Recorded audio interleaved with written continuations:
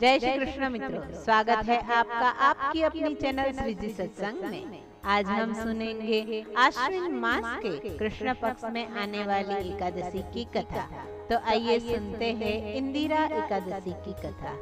युधिष्ठिर ने पूछा कि हे मधुसूदन, कृपा करके मुझे यह बताइए कि आश्विन मास के कृष्ण पक्ष में कौन सी एकादशी होती है और उस दिन किस भगवान की पूजा की जाती है।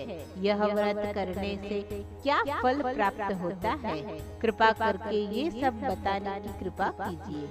भगवान श्री कृष्ण बोले कि हे राजन, आश्विन मास के कृष्ण पक्ष में इंदिरा नाम की एकादशी होती है। इसके व्रत के प्रभाव से बड़े बड़े पापों का नाश हो जाता है। नीच योनि में पड़े हुए पितरों को भी यह एकादशी से सद्गति मिलती है। हे राजन, पूर्व काल की बात है। सत्ययुग में इंद्रसेन नाम से विख्यात एक राजकुमार थे, जो महिष्मतीपुरी के राजा होकर धर्म पूर्वक प्रजा का पालन करते थे। उसका यश सब और फैल चुका था। राजा इंद्रसेन भगवान विष्णु की भक्ति में तत्पर हो गोविंद के मोक्षदायक नामों का जप करते हुए समय व्यतीत करते थे और विधि पूर्वक आध्यात्म तत्व के चिंतन में संलग्न रहते थे। एक दिन राजा राजसभा में सुख पूर्वक बैठे हुए थे। उतने में ही देवर्षि नारद आकाश से उतरकर वहां आ पहुँचे। उन्हें आया हुआ देखकर राजा हाथ जोड़कर खड़े हो गए और विधि पूर्वक पूजन करके उन्हें आसन पर बिठाया। उसके बाद वे इस प्रकार बोले, मुनि श्रेष्ठ, आपकी कृपा से मेरा राज्य सकुशल चल रहा है। आज आपके दर्शन से मेरी संपूर्ण यज्ञ क्रियाएं सफल हो गई है। हे देवर्षि, आपके आगमन का कारण बताकर मुझ पर कृपा कीजिए। नारद जी ने कहा कि हे नृप श्रेष्ठ, सुनो, मेरी बात तुम्हें आश्चर्य में डालने वाली है। मैं ब्रह्मलोक से यमलोक में गया था। वहाँ एक श्रेष्ठ आसन पर बैठा और यमराजा ने भक्ति पूर्वक मेरी पूजा की। उस समय यमराज की सभा में मैंने तुम्हारे पिता को भी देखा। वे व्रत भंग के दोष से वहाँ आए थे। राजन, उन्होंने तुमसे कहने के लिए एक संदेश भेजा है, उसे तुम सुनो। उन्होंने कहा है कि बेटा, मुझे इंदिरा एकादशी के व्रत का पुण्य देकर स्वर्ग में भेजो।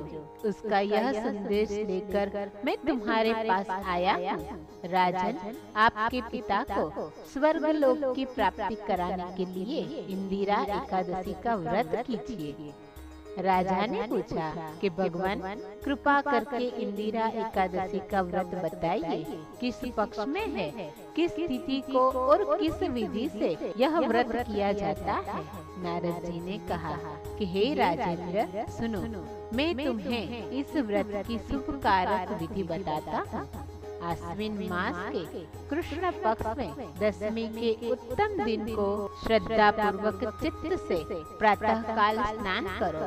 फिर मध्याह्न काल में स्नान करके एकाग्र चित्त होकर एक समय भोजन करो और तथा रात्रि में भूमि पर सो जाना। रात्रि के अंत में निर्मल प्रभात होने पर एकादशी के दिन दातुन करके मुंह धो। उसके बाद भक्ति भाव से यह मंत्र पढ़ते हुए उपवास का नियम ग्रहण करो।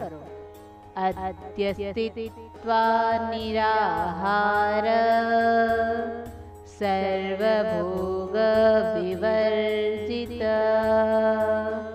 श्वो भोक्ष्ये पुण्डरीकाक्ष शरणं मे भवाच्युत। अर्थात, हे कमल नयन भगवान नारायण, आज मैं सब भोगों से अलग हो निराहार रहकर कल भोजन करूंगा, तो हे अच्युत, आप मुझे अपनी शरण में ले। इस प्रकार नियम करके मध्याह्न काल में पितरों की प्रसन्नता के लिए शालग्राम शिला के सन्मुख विधि पूर्वक श्राद्ध करो तथा दक्षिणा से ब्राह्मणों का सत्कार करके उन्हें भोजन कराओ। पितरों को दिए हुए अन्नमय पिंड को सूंघकर गाय को खिला दो। फिर धूप और गंध आदि से भगवान ऋषिकेश का पूजन करके रात्रि में उसके समीप जागरण करो। तत्पश्चात सवेरा होने पर द्वादशी के दिन पुनः भक्ति पूर्वक श्री हरि की पूजा करो। उसके बाद ब्राह्मणों को भोजन कराकर भाई बंधु नाती और पुत्र आदि के साथ स्वयं मौन होकर भोजन करो। राजन, इस विधि से आलस्य रहित होकर यह व्रत करो, उससे तुम्हारे पितर भगवान विष्णु लोक में वैकुंठ धाम में चले जाएंगे। भगवान श्री कृष्ण कहते हैं, राजन, राजा इंद्रसेन से ऐसा कहकर देवर्षि नारद अंतर्ध्यान हो गए।